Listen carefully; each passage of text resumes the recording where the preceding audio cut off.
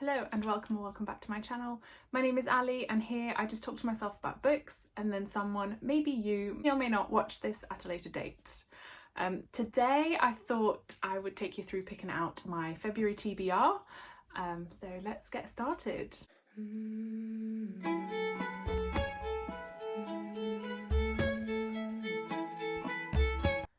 So I'm going to be using the Illumicrate reading prompt cards because I just find it really fun to pick out my TBR using these, and I haven't yet had the time or patience to create my own prompts to put in a jar.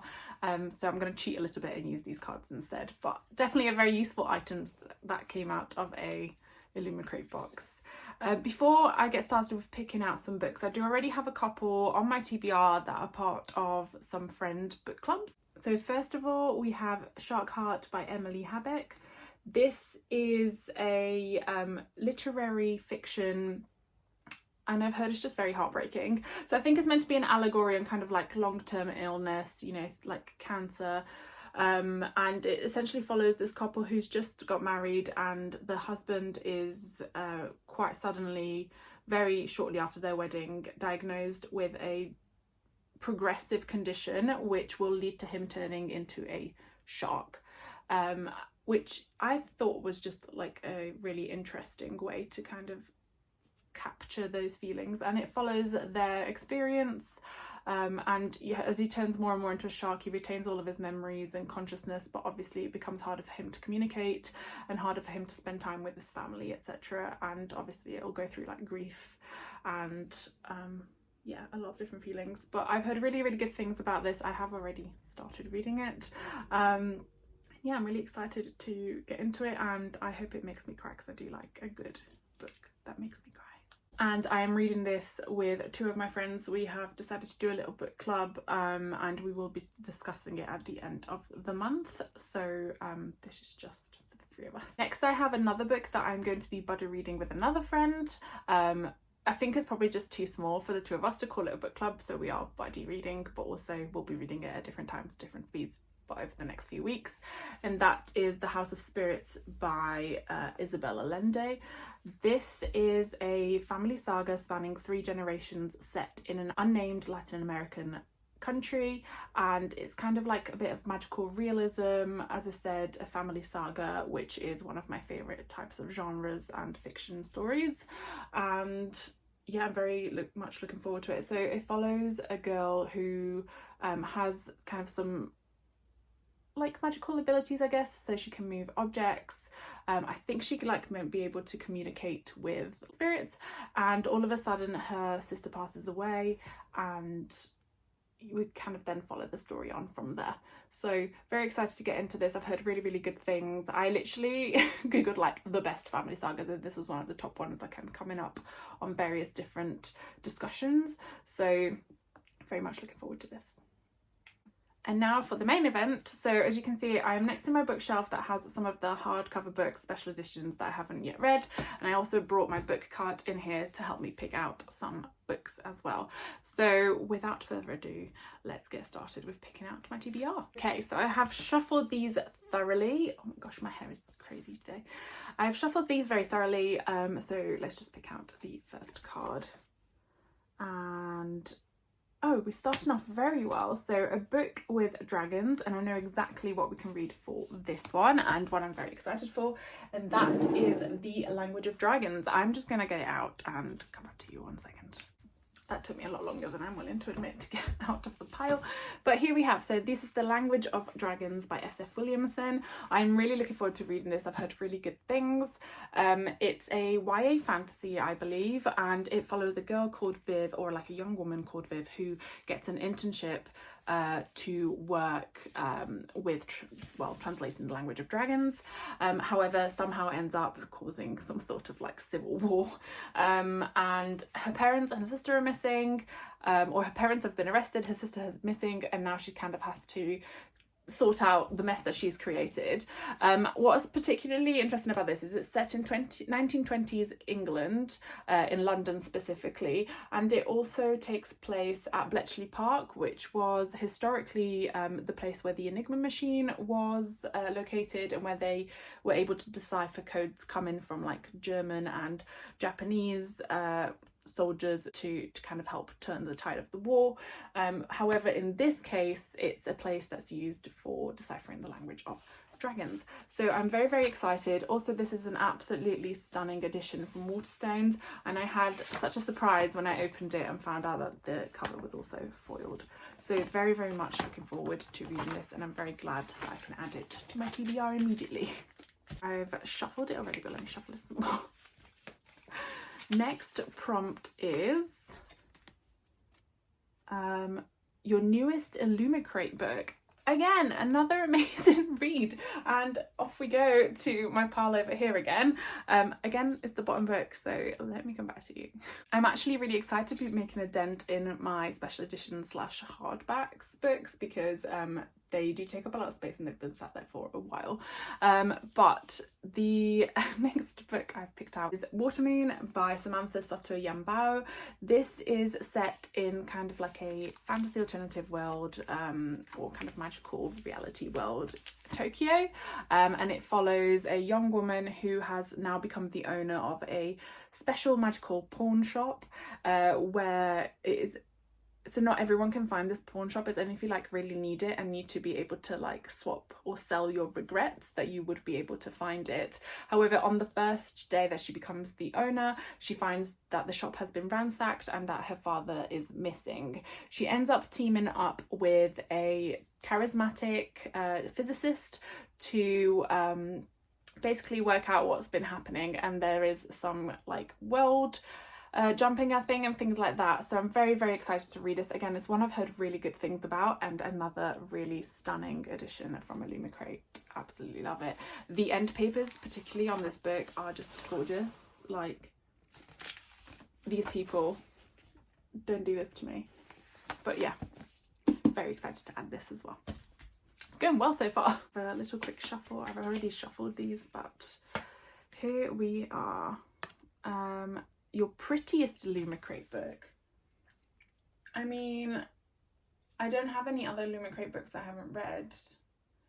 I suppose what I have left over is I did order these special editions of Iron Widow and Heavenly Tyrant, which I have been looking forward to reading for the past like 2 years, and it is a gorgeous book, to be fair.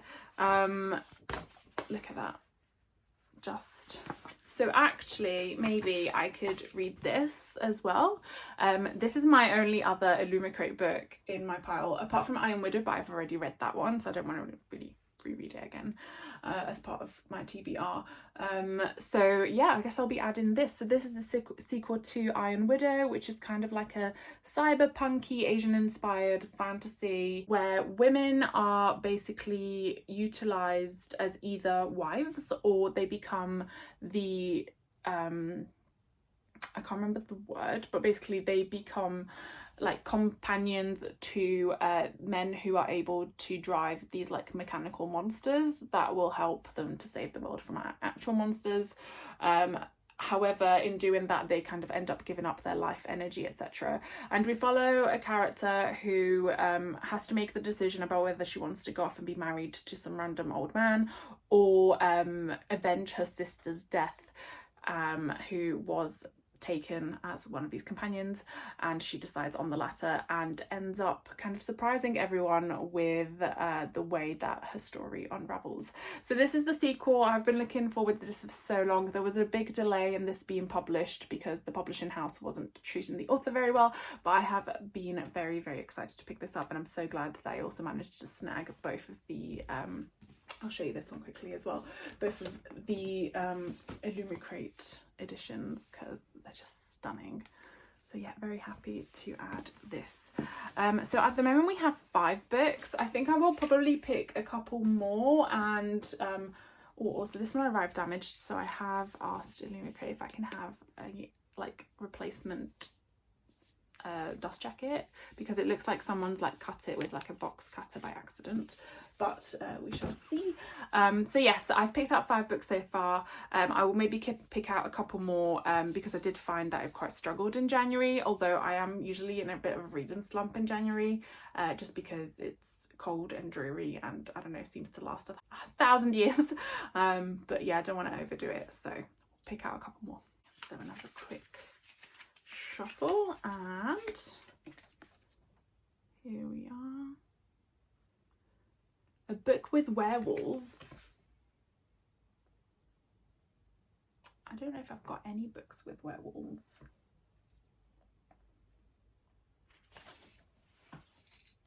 Do I have any books with werewolves?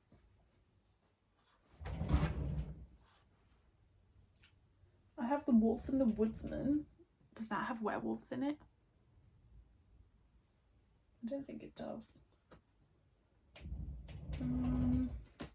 I'm going to pick out another one because I don't think I have a book of werewolves on my TBR cart, and I'm not going to buy a new one. Okay, so let's pick out another one. Okay, I don't know why it's not fixed. Probably because of my face. A book by a debut author. Oof. Oh, I do like that one, but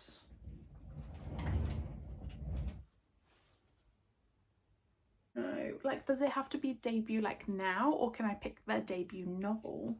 I'm really stuck on this one. That's not a debut book at all. What about, oh, this debut? Yes, okay, so this is a debut author, and this is the debut, well, it won a debut fiction prize, I presume it's a debut, but this is Glorious Exploits by Third Year Lennon.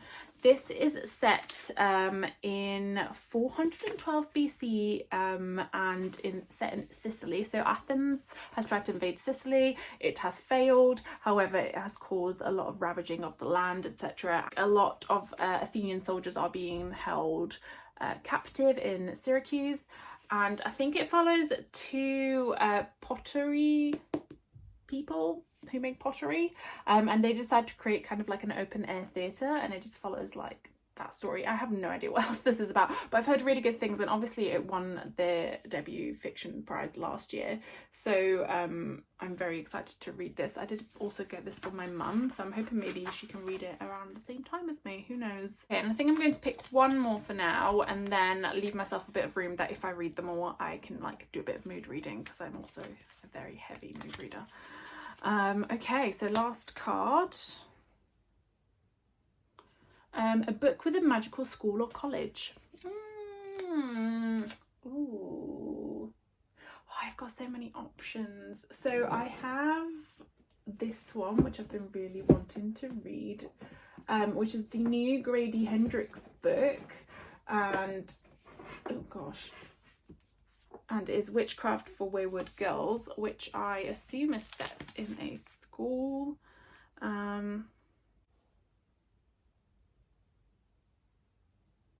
Oh no, it's not. It's not set in a school, so maybe I can't read this one. But oh, I do really want to read that one. Maybe that'll be one of my mood reads that I pick up.